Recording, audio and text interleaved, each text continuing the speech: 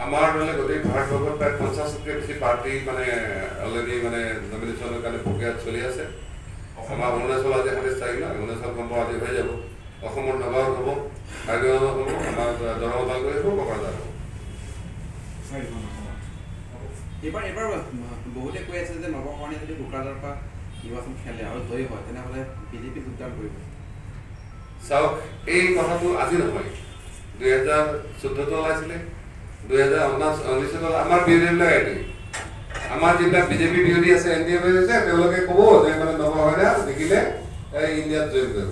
আৰু ইণ্ডিয়া পাৰ্টিয়ে কি কৰে যে নৱকৰণে জিকিলে NDA জইন কৰিব। এইটো তেওঁলোকৰ এইটো মানে এটা হেৰি প্ৰফেশ্যনেল ডাইলগ হৈছে। আপুনি বেলেগ নালাগে, আমাৰ এজন কেণ্ডিডেট উঠিছে কংগ্ৰেছৰ পৰা, গজন বছে, তেওঁ কিবা কিবি কৰি ফুৰিছে।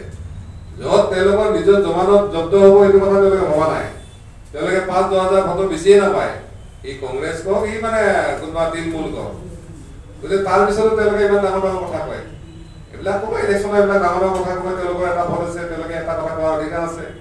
কিন্তু এইটো ঠিক যে নৱকৰণে কলৈকে যোৱাৰ কথা নাই, যদি যোৱা ইচ্ছা থাকিলেহেঁতেন ইলেকশ্যনলৈ কেলৈ ৰৈ থাকক। আপোনালোকে নিজেও জানে, আজি যদি আমি NDA পৰা দাবী কৰিলে আমিতো নিজে কেণ্ডিডেট পালোহেঁতেন। সহজ ৰাস্তা আছিলে, আমাৰ নিজৰ ব্যক্তিগত কষ্টৰ কথা নাছিল, খৰচৰ কথা নাছিল, হয় নহয়?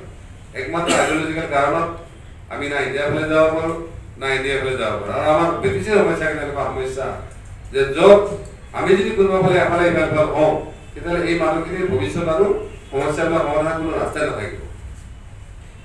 এতিয়া সেইটো সময়ত কোকৰাঝাৰত আপোনাৰ মূল প্ৰতিদ্বন্দ্বী কোন হ'ব?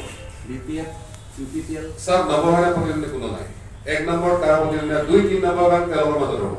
আৰু মই আগতে কৈছিলোঁ যে কোকৰাঝাৰত তেওঁলোকে সেইকাৰণে মেইন প্লেয়াৰ কোনো নামা নাই, তেওঁলোকে ছাবচিডিউট প্লেয়াৰবিলাকে নামাইছে। মেইন প্লেয়াৰটো আগতে হাৰি গৈছে, ছাবচিডিউট প্লেয়াৰ কিমান ভোট দিব, জিকাৰ কাৰণে নাযায়, তেওঁলোকে ছেকেণ্ড থাৰ্ড পজিশ্যনৰ কাৰণে খেলিব। মই এটা প্ৰশ্ন, যিটো আপুনি দৰং ওদালগুৰিত আপুনিও কৰিব, GSP লৈ ডক্টৰ শৰ্মাদেৱী নাথেও কৰিব, এতিয়া প্ৰশ্নটো হৈছে কোকৰাঝাৰত আপুনি এইবাৰ ভয় পাইছে নেকি? চাওক, কোকৰাঝাৰত ভয় খোৱাৰ কোনো কথাই নাই। কোকৰাঝাৰত কৈছে, কোকৰাঝাৰত নৱকৰণে কোনো প্ৰতিদ্বন্দ্বী নাই, ছেকেণ্ড থাৰ্ড আৰু ফাৰ্ষ্টৰ কাৰণে কোনো প্ৰতিদ্বন্দ্বী নাই। মই আজি কৈছোঁ, কাৰণ ব্ৰহ্মপুত্ৰ ডাঙৰ নেখেলে, হাগ্ৰামাৰ মহিলাই নেখেলে, তেওঁলোকে খেলা হ'লেতো ফাইদা হোৱাৰ সম্ভাৱনা থাকিলেহেঁতেন। যেতিয়া দৰং ওদালগুৰিৰ কথা আপোনালোকে জানে যে কোকৰাঝাৰ সমষ্টিৰ অসম কি কয় BTCৰ 6টা সমষ্টি তাত আছে, আমাৰ লাখ হিচাপে বহুত লাখ ভোট আছে। কালি BTCৰ ইছ্যুবিলাকত তেওঁলোকে আমাৰ লগত কি কয় এটা মানে থাকিব লাগিব। দ্বিতীয়তে দৰং ওদালগুৰিৰ আজিলৈকে ভাৰতবৰ্ষ স্বাধীন হোৱাৰ পিছত কোনো মহিলা কেণ্ডিডেট হোৱা নাই। আজি ভোটাৰ মহিলা আজিকালি বেছিয়ে হৈছে প্ৰায়, তেওঁলোকক অধিকাৰ দিয়াৰ বস্তুটো আছে। কেৱল বিজেপি কৈ আছে যে আমি 30% মহিলা আৰক্ষণ কৰিম, কেতিয়া 26ত বিল পাছ কৰিছে, 23ত।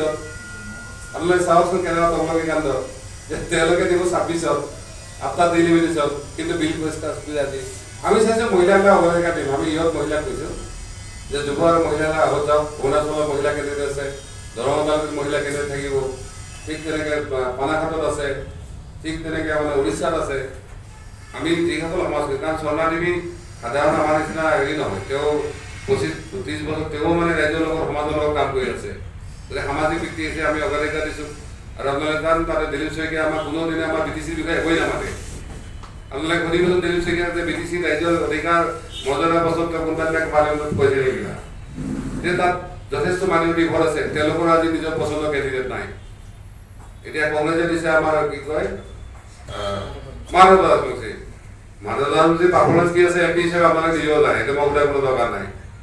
আজি কি কয় BPFৰ কিন্তু দুৰ্গা দাস বড়ো লাকি MLA, তেওঁতো পলিটিকেল খতমে হৈছিলে। গতিকে এইবাৰ তেওঁ যিমান চিল্লালেও তেওঁ জিকা ভোট কেতিয়াও নাপায়।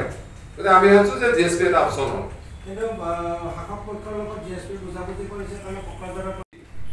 হয়নে কছাৰী মানে কি কয় ইউনিটো বনাইছে, মানে সুকীয়া চেল বনাইছে, তেওঁলোকে চবৰে চেল বনায়। অথচ তেওঁলোকে নৱকৰণে কেৱল হুলুকচ উপাধি থকাৰ কাৰণে তেওঁলোকে কিন্তু আমাক ST নহয় বুলি তেওঁলোকে ইতিমধ্যে মোটামুটি তেওঁলোকে কোৰ্টত চেলেঞ্জ কৰিছে। এই কথাবিলাক বহুতে নাজানে, বহুতে জানি ভবা নাছিল যে BPF ইয়াৰ পিছত আছে। আমি কৈছিলোঁ কি BPF কি UPPL সকলোবিলাক আমাৰ বিৰুদ্ধত আছে। তেওঁলোকে কেৱল নৱকৰণে নহয়, এই গোটেই কমিউনিটিটো ভৱিষ্যত অন্ধকাৰ কৰাৰ কাৰণে তেওঁলোকে লাগি আছে। সেইকাৰণে মই অসম চৰকাৰ আহ্বান জনাইছোঁ, তেওঁলোকে যাতে তেওঁলোকৰ হেৰিটো তেওঁলোকে বুজি পায়, কাৰণ তেওঁলোকৰ এটা গভীৰ দায়িত্ব আছে, মহান দায়িত্ব আছে। যে কাৰোবাৰ মাজত কিবা লাগিলেও তেওঁলোকে কিন্তু অভিভাৱক নিচিনা সকলোকে এটা বুজাবুজি বা আণ্ডাৰষ্টেণ্ডিং বা এটা মিউচুৱেল হেৰি কৰাৰ প্ৰয়োজন আছে